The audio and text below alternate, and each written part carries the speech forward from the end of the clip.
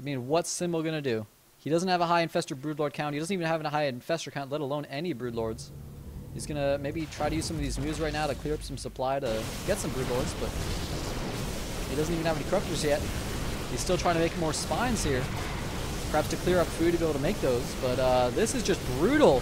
His army's actually engaging in just a couple units at a time. The mutas are actually in the natural, just kind of going for that base trade style as opposed to trying to come back and defend. The SlayerS.CranK losing quite a lot. Tried to Neuroparasite, but ended up failing, of course, with those 9-range Colossi, able to pick off that 7-range Neuroparasite so easily. Stalker's being blinked back from Crank, and he's just engaging perfectly here. He's losing his natural, but who cares?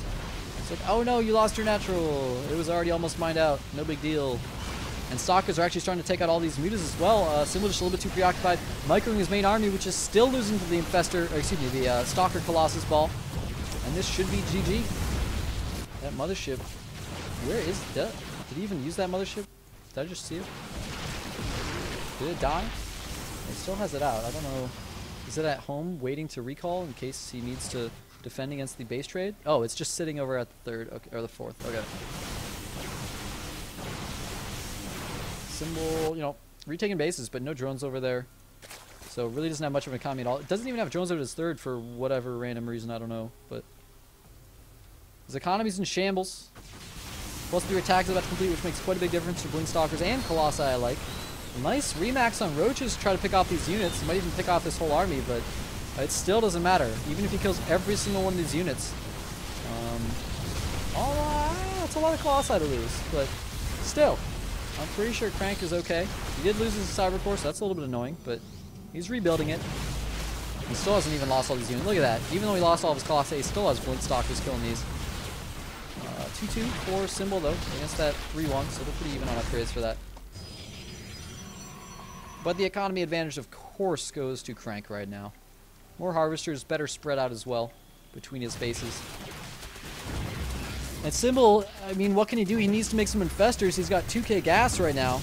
I can't believe he went to Broodlord Tech and then didn't even use it, especially on this map. I feel like Infestor would have been a much better choice, and yeah, he's just going to call it GG.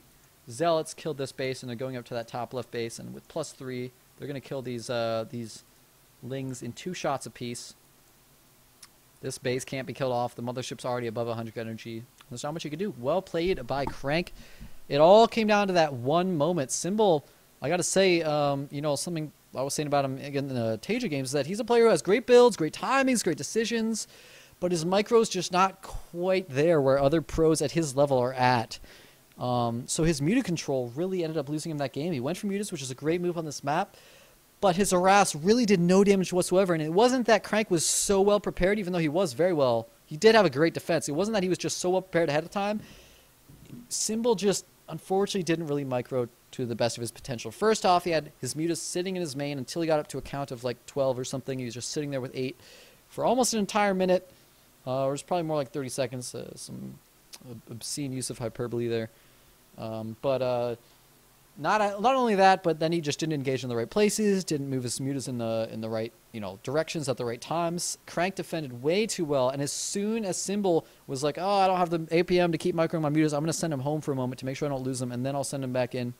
As soon as he did that for even a moment, Crank was like, nope, I'm not letting that happen. I'm moving out. We're in close positions. You can't do that, bro. Maybe on cross positions you could do that. Close positions, no thank you. I'm going to go kill you, and that's exactly what he did. Executed it just excellently while taking a aggressive 4th straight over towards his opponent so that he didn't have to deal with just like that counterattack base trade kind of style. And he won the game for it. Nicely done. Thanks, guys, for watching. That was our last SlayerS.CranK replay for the day. Hopefully we'll have some more soon. He's just such an awesome up-and-coming Protoss. If you want to watch more of him and more up-and-coming players like, you know, Taja, Jakji, Lenok, Squirtle, just Puma, so many Koreans that everybody's like, oh yeah, these are like the top Koreans in the world. Well, before anybody knew who they were, everybody that watches the Korean Weekly knew. So if you wanna be a hipster nerd watching StarCraft 2, check it out at Korean Weekly on Twitter and at ESV TV on Twitter. You can just follow. We'll keep you updated on any events that we're casting, any events that are going on, and of course, subscribe to us on YouTube. That's what this is for our new YouTube channel. And if you like my casting, you can follow me as well on Twitter at ORBTL. Thanks, guys, for watching. I'll see you guys in the next replay.